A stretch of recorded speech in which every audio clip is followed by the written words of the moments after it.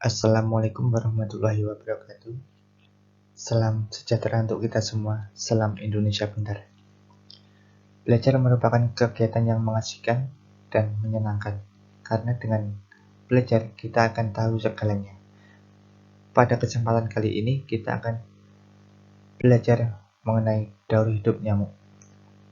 Mari kita simak video pembelajaran kali ini.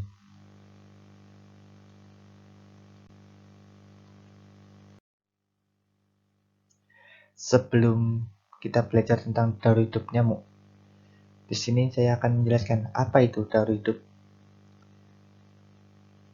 Daur hidup itu sendiri menurut Kamus Besar Bahasa Indonesia adalah rangkaian tahapan yang dilalui oleh suatu makhluk hidup mulai dari masa remaja, dewasa, sampai terjadinya spora lagi, biji atau telur yang dibuahi lagi. Arti lain dari daur hidup adalah siklus hidup. Itu menurut Kamus Besar Bahasa Indonesia tentang daur hidup. Nah, untuk selanjutnya mari kita simak tentang daur hidup nyamuk itu sendiri. Daur hidup nyamuk itu dimulai dari fase telur. Telur nyamuk berada di atas air. Setelah itu, ketika sudah menetas, telur akan menjadi yang namanya jentik-jentik. Nah, seperti inilah bentuk jentik-jentik nyamuk.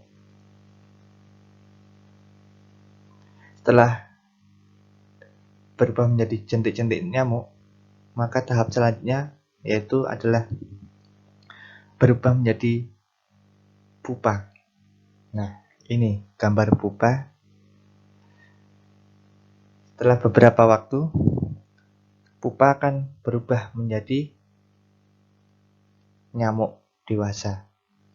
Nah, dari nyamuk dewasa itulah nyamuk itu bertelur, dan dari telur berubah menjadi jentik, dari jentik berubah menjadi pupa, dari pupa berubah menjadi nyamuk dewasa lagi. Sehingga seperti itulah siklus hidup dari nyamuk itu sendiri. Dimulai dari telur, jentik, pupa, dan terakhir nyamuk dewasa. Tahapan perkembangan nyamuk berlangsung cepat dan terjadi pada media air. Beberapa nyamuk dapat menjadi penyebar penyakit yang mematikan. Nah, untuk selanjutnya, apa saja penyakit yang disebabkan oleh nyamuk? Kita pelajari bersama-sama di kesempatan kali ini. Yang pertama, itu ada yang namanya virus Zika. Virus Zika ini gejalanya bervariasi dalam tingkat keparahan. Dari gejala ringan yang tidak terlalu mencolok hingga gejala yang lebih umum seperti demam, ruam, sakit kepala, nyeri otot, dan persendian.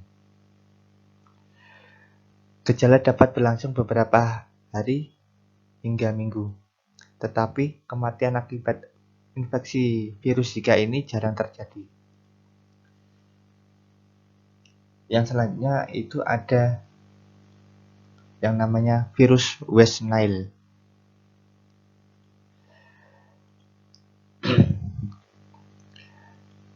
Virus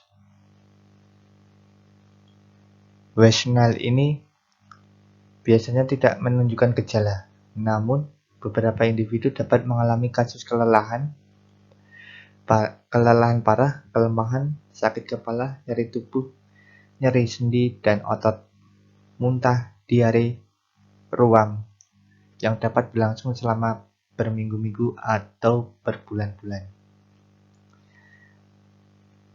Ini virus yang disebabkan oleh nyamuk. Untuk selanjutnya ada yang namanya demam berdarah. Nah, demam berdarah umum terjadi di negara kita. Demam berdarah sebagian besar ditandai dengan demam tinggi, sakit kepala, nyeri sendi, dan juga ruam. Namun, kasus yang lebih parah dapat menyebabkan demam berdarah, pendarahan internal, dan kesulitan bernafas yang bisa berakibat fatal. Untuk selanjutnya, itu ada yang namanya chikungunya. Nah, orang yang terinfeksi virus ini dapat mengalami demam mendadak bersama dengan nyeri sendi dan otot yang melemahkan, ruam, sakit kepala, mual, dan kelelahan. Gejala dapat berlangsung beberapa hari atau diperpanjang hingga berminggu-minggu dan berbulan-bulan. Meskipun pasien dapat pulih sepenuhnya, ada beberapa kasus di mana nyeri sendi telah berlangsung selama beberapa bulan dan dapat melampaui itu selama bertahun-tahun. Orang yang dapat mengalami komplikasi jantung, masalah mata, dan bahkan komplikasi neurologis. Selain keempat penyakit tersebut yang disebabkan oleh nyamuk, masih banyak lagi penyakit lain yang bisa ditularkan oleh nyamuk itu sendiri. Salah satu penyebab berkembangnya nyamuk adalah banyaknya genangan air. Nah, untuk selanjutnya kita akan mempelajari tentang yang namanya cara mencegah berkembang biaknya nyamuk. Di sini akan saya sampaikan cara mencegah kembang biaknya nyamuk, yaitu dengan cara 3M+. Nah, apa itu 3M+? Untuk yang pertama, M pertama itu yaitu dengan cara menguras. Aktivitas menguras artinya kegiatan membersihkan atau membuang isi dari tempat yang sering menjadi penampungan air. Misalnya bak mandi, kendi, toren air, drum, dan tempat penampungan air lainnya. Pastikan juga menggosok agar tidak ada sisa telur nyamuk yang menempel pada dinding bak. Saat musim hujan maupun pancaroba, kegiatan ini harus dilakukan setiap hari untuk memutus siklus hidup nyamuk yang dapat bertahan di tempat kering selama 6 bulan. Untuk M yang kedua, yaitu ada yang namanya menutup. Setelah dikuras secara berkala, kegiatan menutup ini harus dilakukan, yaitu dengan cara menutup rapat-rapat tempat penampungan air seperti drum, toren, maupun kendi. Menutup juga dapat diartikan dengan kegiatan mengubur barang bekas di dalam tanah agar tidak membuat lingkungan semakin kotor dan dapat berpotensi sebagai sarang nyamuk. Untuk selanjutnya yang M yang ketiga adalah mendaur ulang.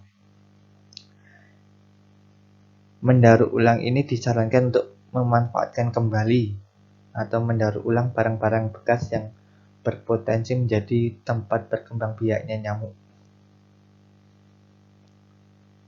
sehingga barang tersebut bisa dipakai kembali dan bisa digunakan kembali.